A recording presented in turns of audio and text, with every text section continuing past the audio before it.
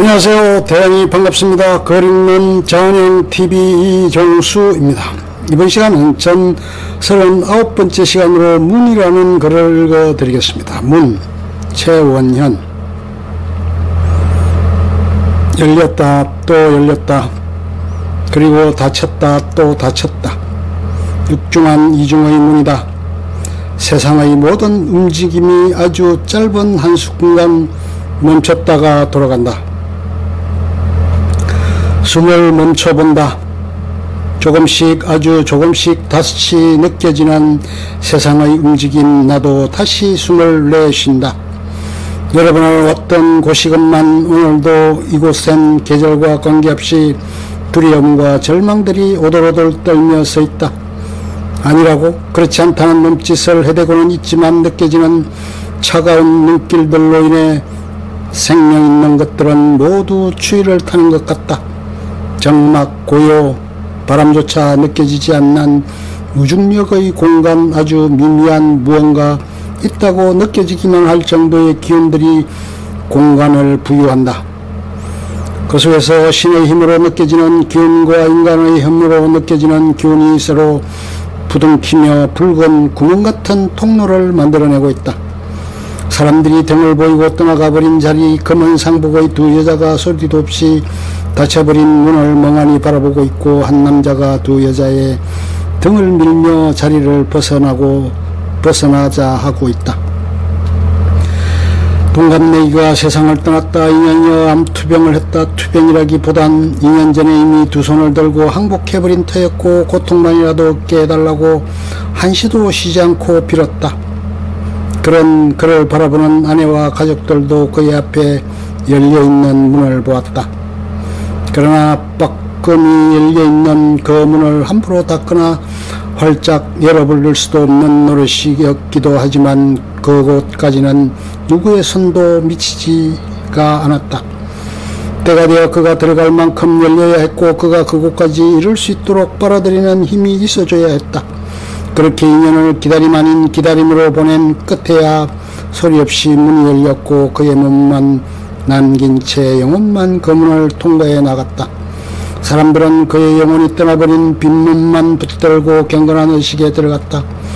아주 정중하고 엄숙하게 영혼이 떠나버린 그의 몸을 한 줌 재로 만들어줄 정권대사가 인사를 했다. 유족에게인지 그가 맡아 해야 할 시신인지 가늠이 잘 되지 않는 방향으로 몸을 굽히고 인사를 한 후 뒤돌아 문을 향해 내 동갑내기가 든 마지막 집을 통째 밀었다. 그리고 그가 안으로 들어가자 육중한 문이 소리도 없이 닫혔다. 세상과의 차단, 아니 이 세상과의 다시 연결될 수 없는 넓은 강으로 통하는 문이었다. 가족들이 오열했다. 모든 것이 끝났다는, 아니 그와 연결되어 있던 모든 관계가 끝이 났다는 통보였다. 친구가 들어간 문을 멀거니 바라보다가 얼마 후엔 아무 일도 없었다는 듯 또 열리고 닫힐 거라는 생각을 하니 그건 그의 전용문도 아니란 생각이 들면서 나도 몰래 눈길이 옮겨져 버렸다. 그렇다면 산다는 것도 수없이 많은 문을 들고 나는 것들이지 않을까? 바라보이는 저 문만 들어가면 내가 바라는 것이 있을 것 같고, 그 문만 통과하면 모든 고생이 끝날 것 같은 그런 기대와 바람들도 문 때문에 갖게 된다는 생각이 들었다. 그렇다면 친구에게 저 문은 정말 다시 열 수도 열리지도 않을 마지막 문일까? 친구를 향해 열려있던 수많은 세상의 문들이 저 문 하나 닫았다고 다 닫혀버릴까? 얼마 전 방송에서 희귀 직종 유망 직업을 소개하는데 사이버 장의사라는 게 있었다. 사람이 죽어도 살아있을 때 세상과 연결하고 있던 수많은 고리나 줄들을 끊어주는 직업이라고 했다. 은행 관련해서부터 각종 사이버상의 카페며 블로그나 사진 등을 비롯하여 영상들이 자신도 알지 못하는 사이에 많이 퍼져 있는데 그걸 정리해 주는 것이라 했다. 그것 또한 세상과 통하는 문이 아니었을까? 보이는 문뿐 아니라 보이지 않는 그런 문도 있다는 사실에 그런 일도 필요하다는 생각이 들었다. 그러고 보면 목숨이 붙어있는 한 우린 문 속에 갇혀 살 수밖에 없을 것 같다. 그래서 수없이 문을 열고 또 연다.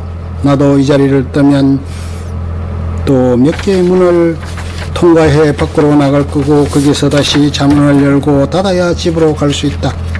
다시 자문을 열어야 나올 수 있고, 집의 문을 열어야 집에 들어갈 수 있다. 집 문뿐인가 방문도 열어야 한다.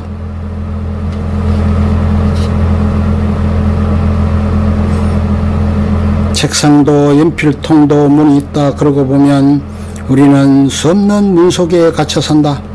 아니, 문과 함께 산다. 축구나 핸드볼처럼 골문을 향해 공을 던져놓는 경기도 있지만 삶의 문은 하나씩 열 수밖에 없게 되어 있다. 사람과 사람 사이의 마음 문도 그렇다. 문은 사전에 쓴 내부와 외부를 떠나들거나 물건을 넣었다 꺼냈다 하기 위하여 열고 닫을 수 있도록 만들어 놓은 시설이거나 어떤 상황을 가능하게 하는 통로나 경계의 입구를 비유적으로 이르는 말이라고 되어 있다. 축구나 핸드볼 따위의 경기에서 공을 넣도록 만들어진 곳이기도 하다. 그런데 내 친구가 들어간 문은 그 중 어떤 문도 아니다. 통로나 경계의 입구도 아니다. 한 세계에서 다른 세계로 이동해 간 문, 그것도 아니다. 한 삶을 정리하고 우리가 겪어보지 않은 또 다른 삶으로 옮겨간 것이다. 다만 그걸 겪어본 사람이 아무도 돌아온 적이 없기에 실체를 모르니 정작 실감도 안 나고 그 존재에 쫓아 긴가민가 할 뿐이다. 하지만 세상의 모든 문은 시간의 흐름 속에서 열리기도 하고 닫히기도 한다. 어떨 땐 내가 그 문이 되기도 한다. 아니, 문이 열리는 것을 막는 방해물이거나 의도적으로 열리는 걸 저지하는 경우도 있다. 그렇다고 문이 안 열리지도 않을 것이다.